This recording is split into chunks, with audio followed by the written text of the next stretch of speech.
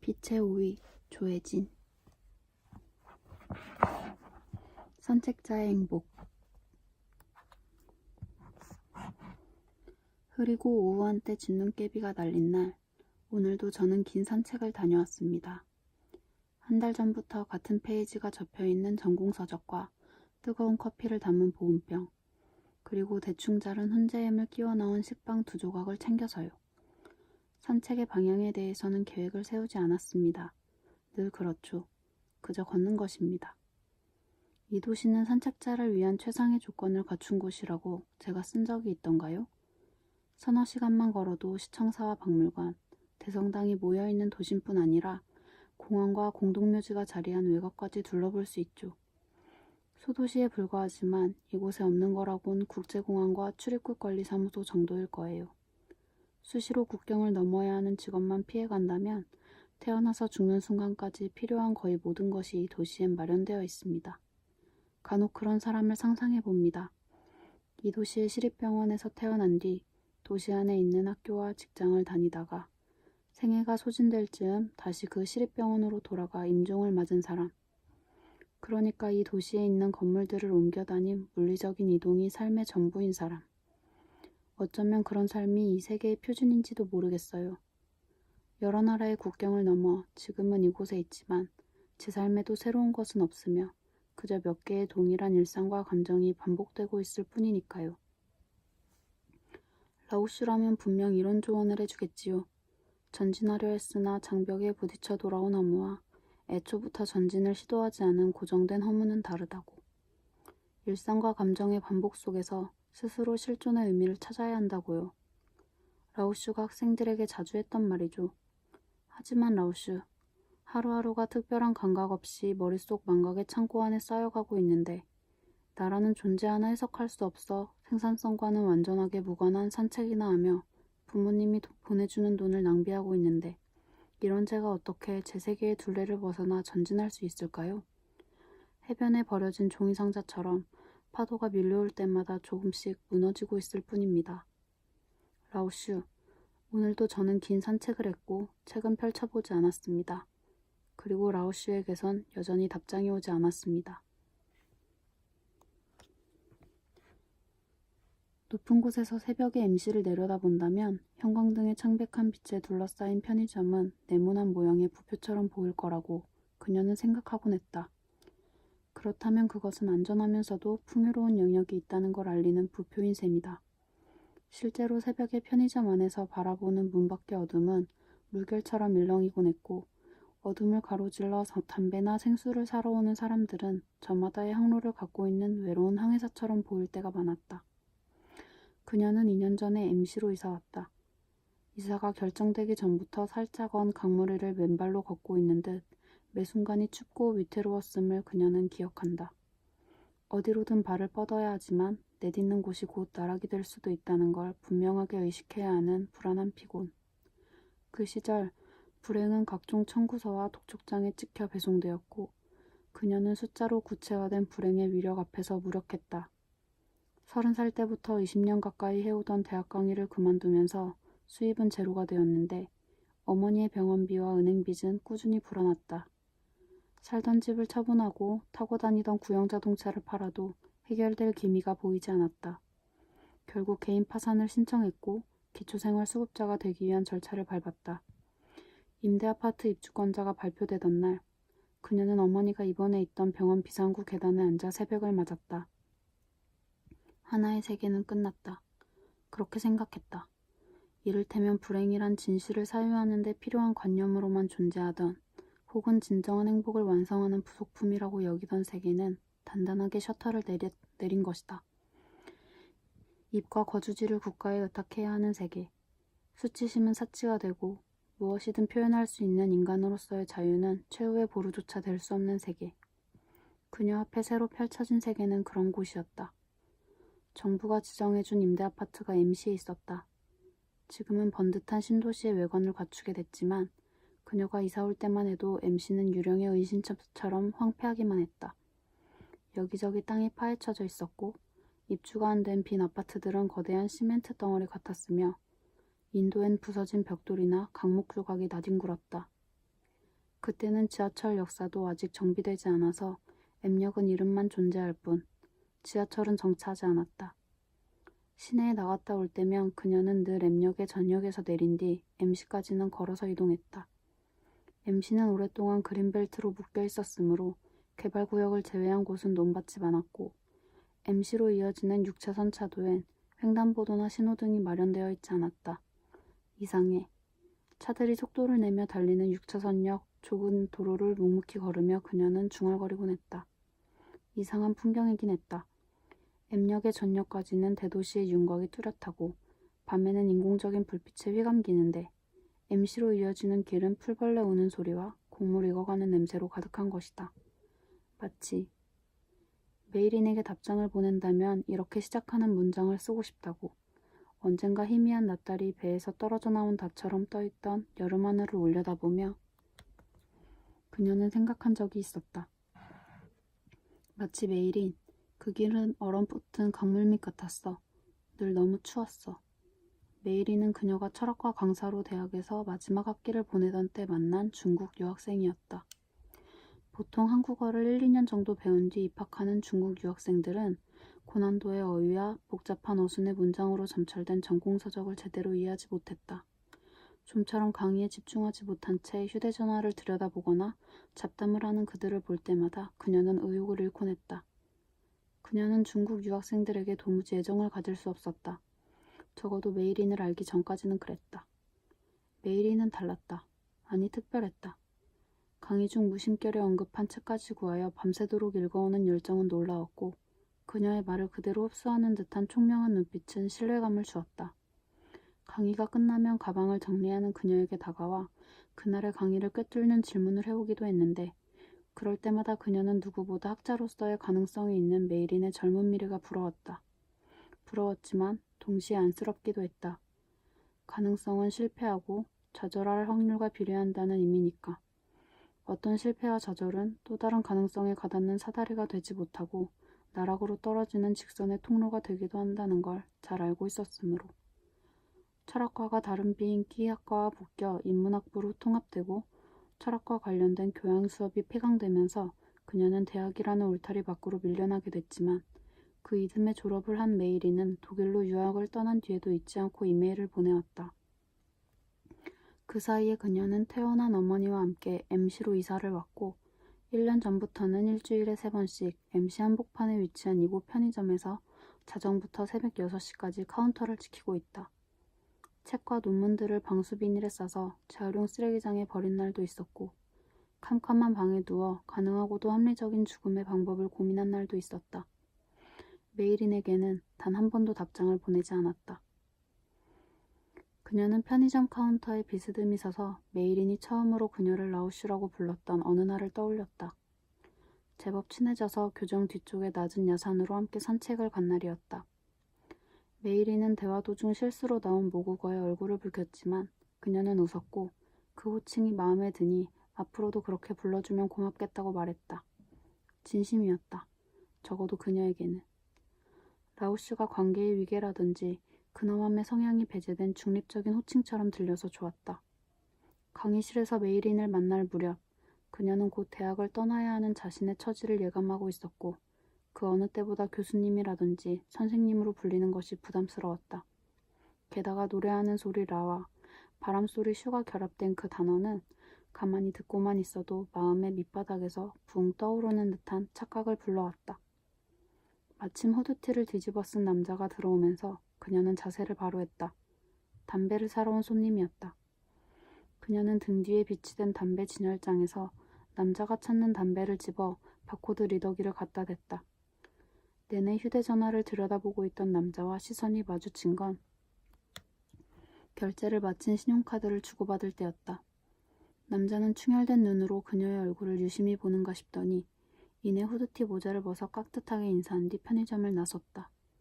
그녀는 남자 쪽을 쳐다보지 않기 위해 뚫어지게 정면만을 응시하다가 편의점 문이 닫히는 소리가 들린 뒤에야 등받이 없는 플라스틱 의자에 털썩 주저앉았다. 마음은 쉽게 진정되지 않았다. 방금 전에 후드티 남자를 강의실에서 만난 적 있을지 모른다는 확인할 수 없고 확인하고 싶지도 않은 공허한 의심으로 인한 동요였다. 석 달 전 그런 손님이 있었다. 애뜬 얼굴에 키가 작은 여자 손님이 카스 두 캔과 감자칩 한 봉지를 카운터 위에 놓고 올려놓다 말고 고개를 갸우뚱거리며 그녀에게 물었다. 혹시 홍미영 교수님 아니세요? 그녀는 제대로 고개를 들지 못한 채 어수룩하게 대답했다. 아, 아닙니다.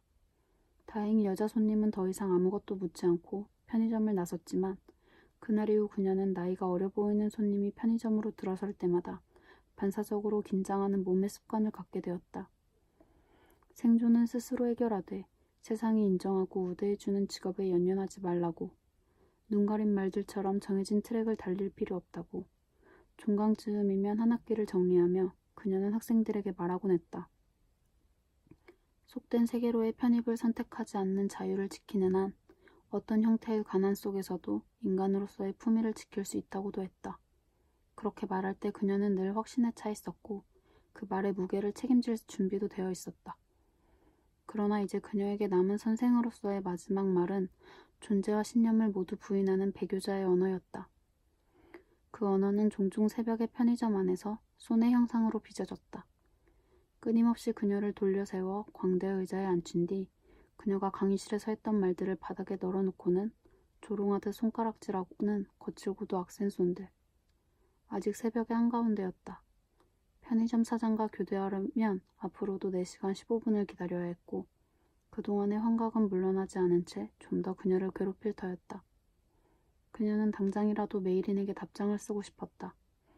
사는 게 원래 이토록 무서운 거니 메일인? 그렇게 묻고 싶었다. 올해의 마지막 날, 저는 부재에 대해 생각했습니다. 오랜만에 공원 쪽으로 산책을 나갔다가 공원의 상징이었던 청동상이 철거된 자리, 그 시꺼먼 공백을 보았기 때문일까요? 석고 받침대에 남은 발 모양의 흔적은 사라진 존재의 비밀스러운 단서가 아니라 그저 누군가의 부주의로 미처 치우지 못한 먼지더미처럼 보일 뿐이었습니다. 노년의 농부를 형상화한 동상, 기억하세요? 영웅이나 유명 예술가가 아니라 이름과 생물연도가 기록되지 않은 신원미상의 농부를 동상으로 세운 것에 적잖이 충격을 받았다고 일전에 저는 썼죠. 이번에 알게 되었는데 그 동상은 오래전부터 논란의 대상이 되어왔던 모양이에요. 지역신문에는 동상을 철거해야 한다는 사설이 주기적으로 실렸고 지난번 유대인들의 속죄일에는 동상 앞에서 피켓 시위를 하는 대학생도 있었다고 들었습니다. 그 크고 작은 소라는 농부의 평범함이 한 시절의 역사에선 악이 되었음을 모두가 끈질긴 힘으로 기억해왔기 때문이겠죠. 동상은 제2차 세계대전 때 주조되었다고 알려져 있습니다. 땅을 믿으며 씨앗을 뿌리고 곡식을 추수하던 평범한 농부들이 단지 유대인이라는 이유로 어제까지 안부를 묻던 이웃들을 밀고 하거나 그들에게서 재산을 빼앗던 시절이었죠. 총에 맞고 쓰러지고 불에 태워지는 이웃의 구체적인 얼굴을 목격했으면서도 그들은 시장에 가고 빵을 굽고 잠들기 전에는 자녀의 밤에 키스를 해주었을 것입니다. 저의 하숙집 주인 할머니, 그녀는 러시아 출신의 이민자입니다. 언제나 저에게 이야기한 적이 있습니다. 독일의 러시아 침공 당시 고작 16살의 간호병으로 입대한 큰언니가 종전과 함께 1년 만에 귀가한다는 통지서를 받고 온 가족이 마중을 나갔는데 아무도, 심지어 어머니조차 그녀를 알아보지 못했다고요. 플랫폼에는 17살의 싱그러운 처녀가 아니라 백발을 길게 늘어뜨린 신선스러운 분위기의 여인이 서 있었으니까요. 훗날 백발이 어색하지 않은 나이에 이른 할머니의 큰언니는 다행이라는 말을 가장 많이 했다고 해요. 늙어서, 잊어가고 있어서, 곧 죽을 수 있어서 다행이라고. 생애가 기다란 원통의 모양이라면 그녀에게 다행이라는 말은 시간의 그물망을 통과하여 그 밑바닥에 쌓인 정제되고 또 정제된 결정체 같은 것이겠지요. 전쟁은 그런 것일 테지요. 그러니 동상이 철거된 것은 도리에 맞는 일일 것입니다. 알면서도 라오슈, 저는 서운했습니다.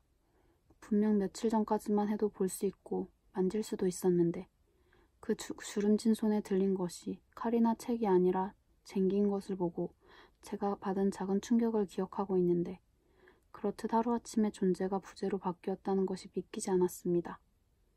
이 도시의 누구도 동상이 철거될 예정이란 걸 저 같은 이방인에게 알려줄 의무는 없지만 저는 배신감마저 들었습니다. 어쩌면 저를 둘러싼 이 세계의 모든 것이 언제라도 제 감각 밖으로 사라질 수 있다는 걸 상기하는 과정이 괴로웠던 건지도 모르겠어요. 살아있는 동안엔 살아있다는 감각에 집중하면 좋겠구나. 그때 라오슈는 말했고 저는 들었습니다. 죽음을 주제로 한 강의가 끝난 뒤 제가 라오슈에게 이선의 급작스러운 죽음을 털어놓고 말았을 때 라오슈는 제 손을 잡으며 분명히 그렇게 말했죠. 그 흔한 반지 없는 라오슈의 맨손이 평생 책을 읽고 집필을 하고 학생들의 과제와 시험지를 들여다보던 나이든 여자의 그 작은 손이 제 몸에 그대로 각인되는 듯 했습니다. 이선을 잃은 뒤 죄책감으로부터 도망치고 싶었던 제 비겁함을 끌어안은 실체는 그때껏 그 손뿐이었죠. 한 사람은 죽었고 그 사람이 있던 자리는 머리카락 한 올 남지 않는 공백뿐인데 왜 나는 아직 살아남았고 계속해서 살아야 하는가. 이선은 저에게 그런 류의 질문을 남긴 아이였으니까요. 라오슈, 저는 부재에 대해 생각했습니다. 그건 영원이라는 시작도 끝도 없는 선 위에서 전멸하는 작은 점, 부재함으로써 존재하는 이선을 생각했다는 의미이기도 합니다. 라오슈는 지금 어디에 계신가요? 어떤 언어가 라오슈의 시간을 통과하고 있는 걸까요? 행복한가요, 라오슈? 제가 라오슈에게 듣고 싶은 말은 사실 그뿐인데 오늘도 저의 타전은 무력합니다. 내내 긴장하고 있었지만 그녀에게 깍듯하게 인사하는 손님은 더 이상 없었다. 손님의 발길이 뜸해지는 새벽 3시가 지나자 긴장이 풀리면서 졸음이 밀려왔다. 플라스틱 의자에 앉아 잠시 선잠에 들었던 그녀는 휴대전화 진동음에 퍼뜩 눈을 떴다. 휴대전화 화면에는 집 전화번호가 떠 있었다. 수술과 긴 입원 생활을 마친 뒤 우울증을 얻은 어머니는 간혹 이런 새벽에 아연히 깨어나 그녀에게 전화를 걸어오곤 했다. 선뜻 전화를 받을 수 없었다. 언제부터인가 어머니는 그녀에게 고향과 외할머니 이야기를 하고 싶어 했다. 대부분은 어머니가 67살에 고향에서 경험한 전쟁과 관련된 일화들이었다. 그녀는 어머니의 고향인 산청에 가본 적도 없었고 외할머니는 그녀가 태어나기도 전에 죽었으며 그녀에게 전쟁은 인위적인 국경이라는 결과물로 남은 객관적으로 비참한 사건일 뿐이었다. 아프기 전까지는 혹시라도 닥칠 불이익을 염려하며 가족사에 대해 철저하게 함구했던 어머니가 생애 종착역에 다다라서야 외할머니와 살았던 고향으로 되돌아가는 여정을 반복하는 이유를 그녀는 알 수 없었다. 망설이다가 통화 버튼을 누르자 내가 마저 하지 못한 말이 있다. 어머니는 내내 기다렸다는 듯 곧바로 이야기를 꺼냈다. 초조한 목소리였다. 네가 꼭 들어야 되는 거야. 그때 말이야. 우리 마을의 청년들이랑 경찰들이 때려와서 사람들이 많이 죽였다고 했잖아. 그녀는 질끈 눈을 감았다. 어머니가 뒤이어 어떤 말을 할지는 다 알고 있었다. 이미 여러 번 들은 레퍼토리였다. 실은 우리 아버지, 그러니까 네 외할아버지도 그때 돌아가셨다. 즉결 처분이라나 뭐라나. 아버지를 묻어주지도 못하고 엄마 손에 이끌려 외삼촌이 살던 산 너머 마을로 밤도망을 갔어. 한겨울이었는데 가는 길에 보니 개들은 시체를 먹고 사람들은 그 개를 잡아먹고 있더라. 엄마도 나도 말은 안 했지만 아버지도 개들의 먹이가 되었을 거란 걸 알고 있었지. 외삼촌 집에 도착했을 땐 동상으로 손발 아픈 거는 까맣게 잊어먹을 만큼 밥 생각뿐이었어. 3일은 굶었을 거야. 외숙모가 야속하게도 국밥을 딱 한 그릇 말아줬는데 엄마한테 잡숴보라는 말도 않고 내가 다 먹어치웠다. 개눈 감추던 말이야. 근데 그만 새벽에 탈이 나서 다 토하고 그게 아까워서 나도 울고 엄마도 울고. 엄마, 우리 엄마가 어떤 사람인지. 미영아, 너는 아니? 어머니는 절박하게 물었지만 그녀는 해줄 수 있는 말이 없었다. 이제 그만 주무세요. 그녀가 가까스로 그렇게 말했을 때 어머니는 흐느끼기 시작했고 그녀는 어머니가 올 때면 늘 그랬듯 죄인이 된 기분에 사로잡혔다. 속죄도 구원도 바랄 수 없는 태어나기 이전부터 운명 지어진 죄인. 그녀는 휴대전화를 카운터에 내려놓았고 전화가 끊길 때까지 가만히 기다렸다. 피곤했다. 어머니의 전두엽에서 종양이 발견된 뒤부터 시작된 피곤이었다. 그리 멀지 않은 미래에 닥칠 어머니의 죽음을 생각하면 눈발이 날리는 텅 빈 들판에 혼자 서 있는 듯 지독한 외로움이 밀려왔지만 상상 속 외로움은 현실의 피곤을 이기지 못했다. 피곤은 줄지도 않았다. 아침에 눈을 뜨면 어제와 똑같은 크기와 질량의 피곤이 또다시 시작됐다. 죽음에 가다한 피곤이라고 그녀는 생각했다. 한때는 죽음에 매혹된 적도 있었다. 그녀가 흠모했던 철학자들은 죽음을 전제한 존재의 성찰을 두려워하지 않았다. 그녀는 그들의 책을 읽으며 젊은 시절을 보냈고 그들처럼 미래의 죽음을 떠맡으며 강인한 현재를 살기 위해 했었다. 그녀에게 죽음은 구체적인 단절이 아니라 존재를 완성하고 성숙의 의미를 되새기게 하는 추상적인 과정이었다. 아니요, 죽음은 채워지지 않는 식탁의 빈자리 같은 거예요. 손을 뻗어도 만질 수 없고 머리를 맞댄 채 웃으며 이야기할 수도 없는 거요. 그냥 끝이라고요, 끝. 아무것도 없고 되돌릴 수도 없는 것. 아시겠어요? 강의가 끝난 텅 빈 강의실에서 그렇게 항의하며 울먹이던 메이리는 작은 주먹을 꽉 쥐고 있었다. 그날은 처음으로 개별자로서의 메이린을 인식하게 된 날이기도 했다. 무리 중의 학생이 개별자가 되는 건 흔한 일은 아니었다. 아니 어쩌면 유일한 경험이었는지도 모른다. 희미하게 몸을 떨며 한바탕 울고 난 메이리는 최근에 자신이 겪은 죽음에 대해 이야기했다. 이선, 고작 23살에 스스로 죽음을 택한 메이린의 한국인 친구. 타인의 고유한 고통을 알게 되면 애틋함이 생기고 그 애틋함은 결국 스스로를 보듬는 도구가 된다. 철학과가 사라질 조짐을 보이고 그녀가 흠모했던 철학자들의 책들이 도서관 구석으로 옮겨지는 걸 지켜봐야 했던 그때 친구를 잃은 메이린의 슬픈 얼굴이 그녀에게는 세상 끝에 버려진 거울 같기만 했다. 동질감을 느꼈다. 아니 느끼고 싶었다. 악의적인 운명에 단 하나였던 우주를 빼앗긴 사람이 나만은 아니라는 믿음이 그것이 공동의 현상이라는 증거가 그때는 위로가 됐다. 그녀는 메이린이 필요했다. 버스 첫차 시간의 기준이 되는 새벽 4시가 지나면서 편의점의 문이 열리는 빈도가 잦아졌다. 손님 대부분은 동이 트기 전에 MC의 공사 현장이나 빌딩 화장실 혹은 식당 주방으로 출근하려는 사람들이었다. 늙고 가난한 노동자들이 출근길에서 구입하는 건 컵라면이거나 봉지에 든 빵, 둘 중 하나인 경우가 많았다. 개중 누군가는 편의점 안쪽 간이 선반에 서서 허술한 아침 식사를 해결하기도 했다. 편의점엔 이내 값싼 음식들이 피워내는 인공적인 냄새로 가득해졌다.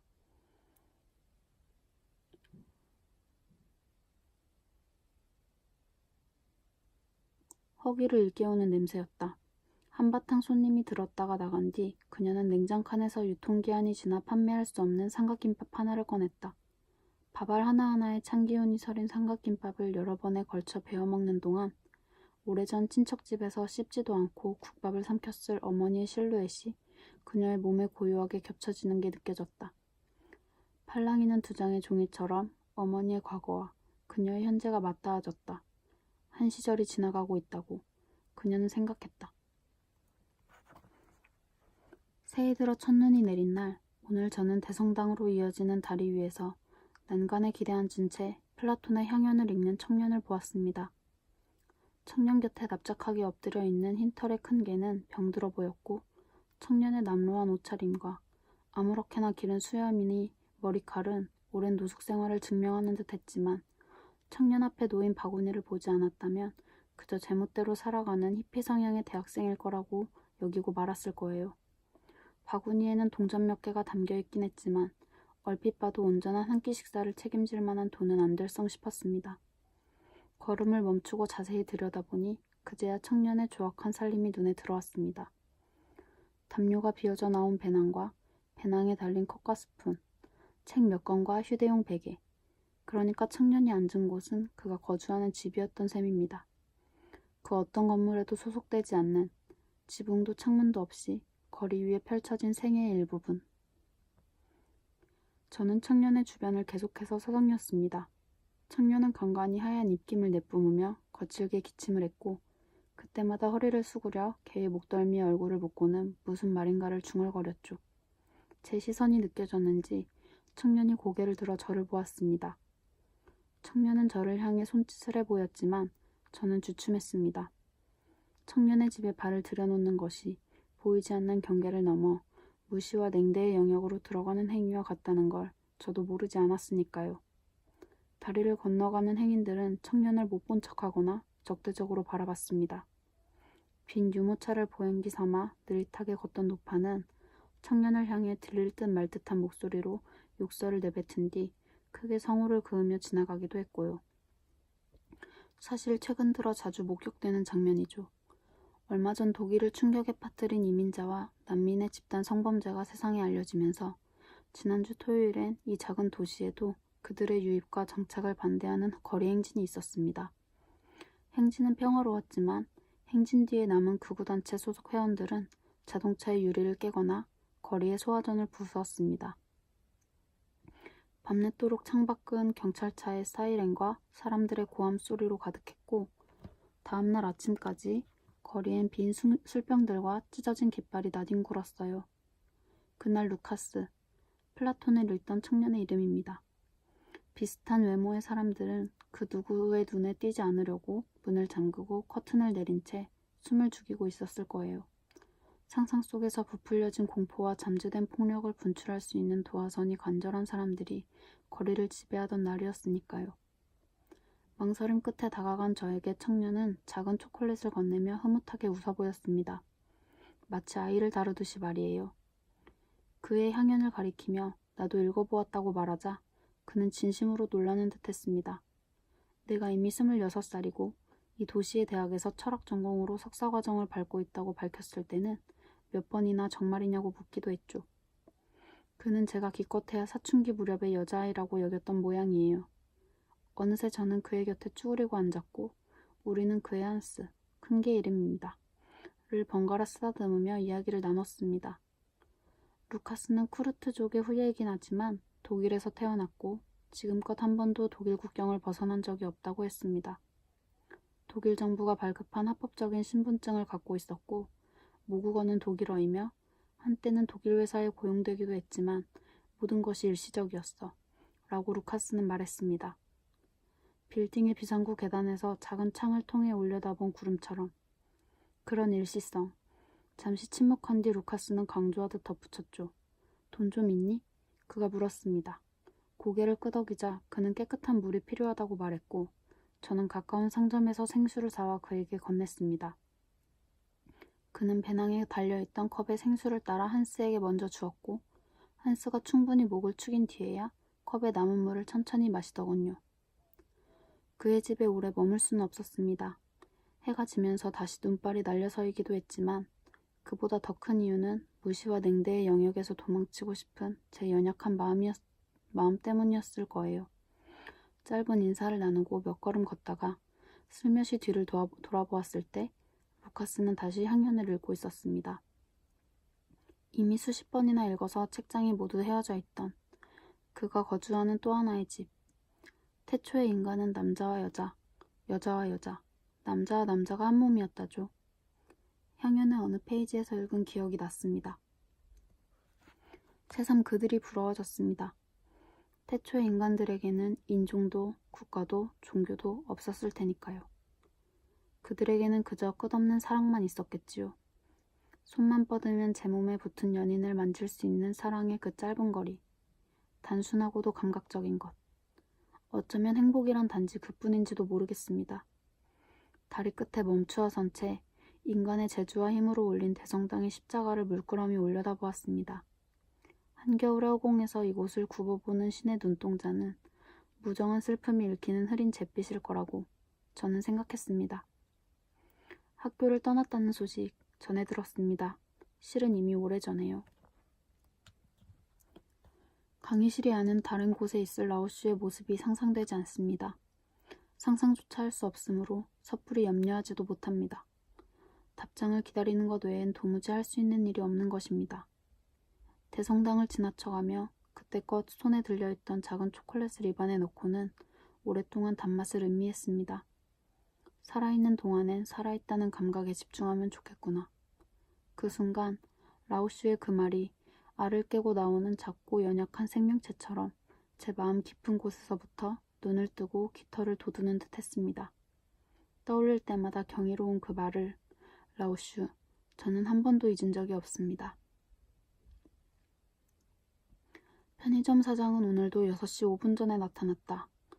몸 안에 시계라도 내장되어 있는 듯 그의 출근 시간엔 오차가 없었다. 그 정확함은 1년을 주기로 해도 마찬가지였다. 지난 1년 동안 그는 하루도 빠짐없이 아침 6시부터 오후 2시까지 편의점의 카운터를 맡아왔다. 기념일이 없는 사람. 그녀는 그에 대해 그렇게 정의하곤 했다. 몇 년 전에 그를 알았다면 그녀는 그에게 일말의 관심도 갖지 않았을 것이다.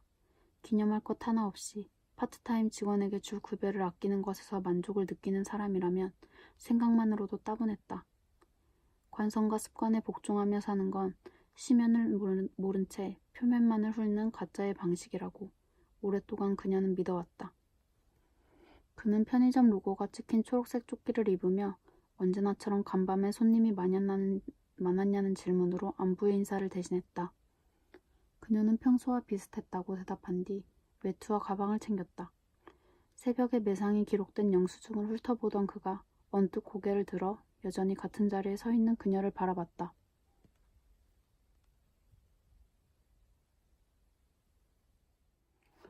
그녀는 얼결에 웃어 보였다. 아내와는 사별하고 장성한 아들은 미국에서 결혼하여 지금은 혼자 살고 있다는 그의 처지를 알게 된 뒤부터 그의 그늘 아래를 아늑한 침대와 자족적인 식탁을 몰래 탐하곤 했다.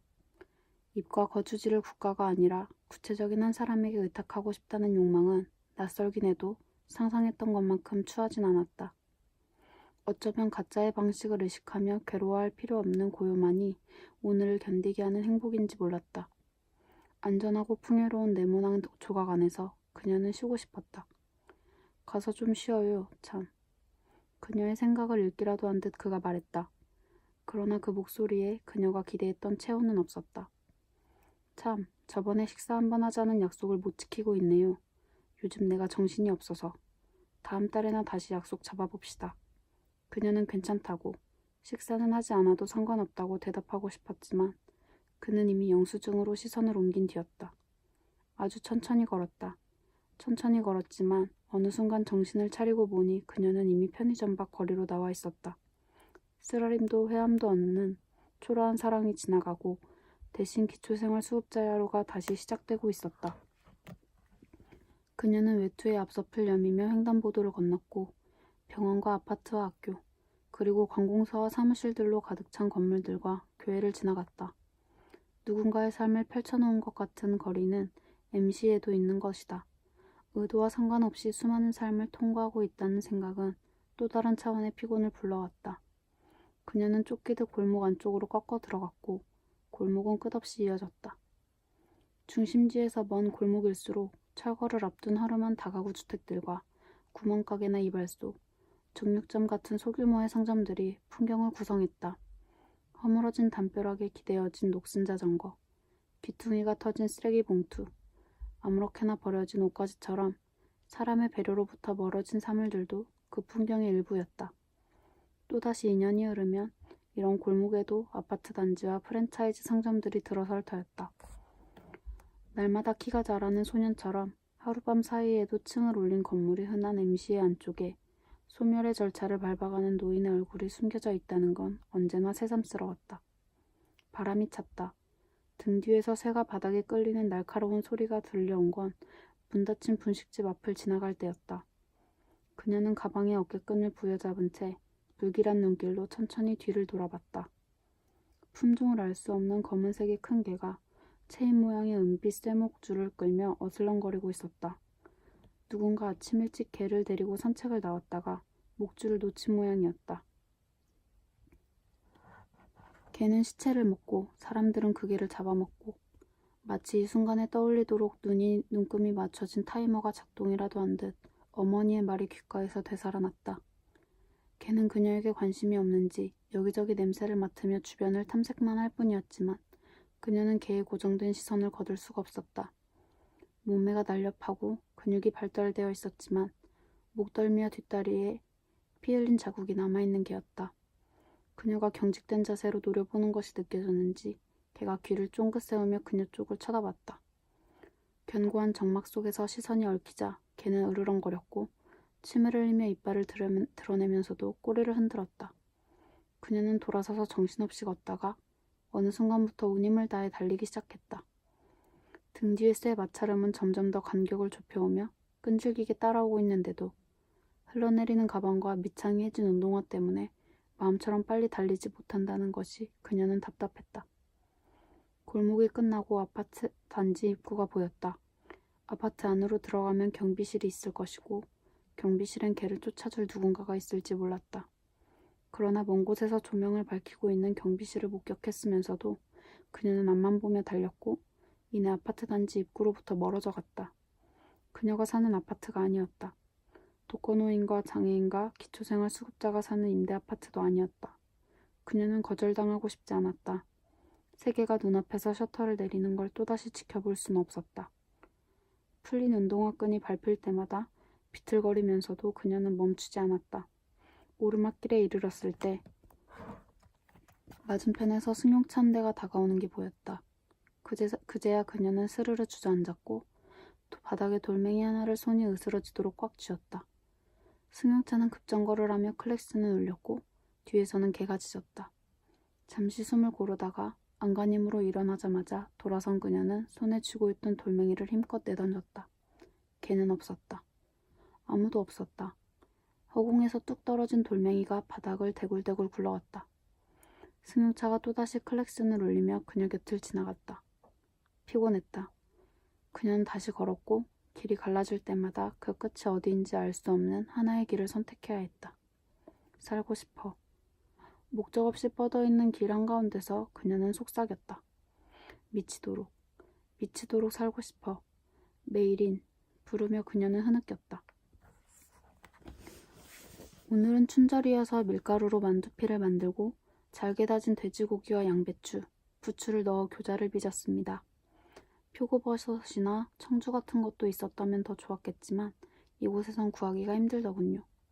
하숙집 주인 할머니에게 한 접시 갖다 드리자 할머니는 마침 빵과 커피가 충분하니 함께 식사를 하자고 제안하셨습니다.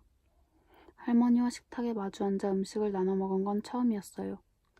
제 커피잔이 바닥을 드러낼 즈음 간호병이었던 큰언니의 안부를 물으니 할머니는 교자를 씹다 말고 의아하게 저를 보았습니다. 살아있다면 90이 다 된 나이인데 몸도 약했던 사람이 지금껏 살아있겠느냐고. 죽은 지 벌써 20년도 넘었다고 말하면서요. 저는 어쩔 줄 몰라 유감이라고 할머니의 큰언니를 위해 기도하겠다고 대답했습니다. 할머니는 제 잔에 커피를 새로 따라주며 덤덤히 말했습니다. 너는 아직 아이니 모르겠지. 살아있는 시간이 길어지면 죽음은 유감이 아니야. 슬픔은 더더욱 아니고. 내 장례식은 이제 내게 마지막 남은 파티야. 그 마지막 파티에서 사람들이 나를 흉보지만 않으면 좋겠다는 게 지금 내가 바라는 전부지. 더 어떤 말을 보태야 할지 알 수 없어 그저 가만히 할머니를 건너다 보자 너도 내 장례식에 와주겠니? 라고 할머니는 물으셨습니다. 저는 얼결에 고개를 끄덕였고 할머니는 호탕하게 웃으며 남은 교자를 마저 드셨습니다. 라오슈, 죽음은 과정이라는 그 말, 자신이 죽은 뒤에야 시작되는 마지막 파티를 겸허히 기다리는 할머니도 그 말을 부활 직전의 알처럼 품고 있는 걸까요? 저도 나이가 들면 유감도 슬픔도 없이 죽음에 가까워질 수 있을까요? 그러나 빈 접시를 들고 어둡고 좁은 계단을 내려오면서 저는 또다시 제 감각에 닿지 않는 것들을 떠올렸고 무력한 절망에 휩싸였습니다. 알고 있나요, 라오슈? 제가 머릿속에서 소환하는 이성 곁엔 라오슈가 서 있곤 한다는 것을요. 두 사람은 늘 서로를 보지 않은 채 나란히 서서 먼 곳에서부터 간헐적으로 반짝이는 저의 타전을 바라만 보고 있죠. 3년 전에 이선도 라오슈처럼 행동했습니다. 제 문자 메시지에 답장도 하지 않았고 전화를 받지 않았으며 제가 집 근처에 찾아가도 만나주지 않았죠. 마주할 땐 다감하게 내 이야기를 들어주었으면서 돌아설 때의 표정은 세상에서 가장 추운 사람 같아 보였다는 것도 같습니다. 저는 사실 이선을 미워했습니다. 한때는 서로에게 거의 유일한 친구였는데 한순간에 버려지고 외면받는 대상이 되었다는 것이 받아들이기 힘들었죠. 이선이 죽은 뒤 그 미움은 그대로 죄책감이 되었습니다. 단순한 미안함이 아니라 살과 뼈를 녹이는 절망의 미안함, 환부 없는 통증이었습니다. 저는 두려웠습니다. 답장이 오지 않는데도 수년에 걸쳐 라오슈에게 꾸준히 이메일을 보낸 건 돌이켜보니 두려움 때문이었습니다. 또 하나의 부재를 감당하게 될까봐 온몸을 내던져 부딪힐 장벽도 없이 그 어쩔 수 없는 부재에 잠식될까봐 저는 무서웠습니다. 그러니 저는 라오슈가 아니라 제게 닥칠지 모를 가상의 고통을 걱정한 것입니다. 저는 살아있습니다.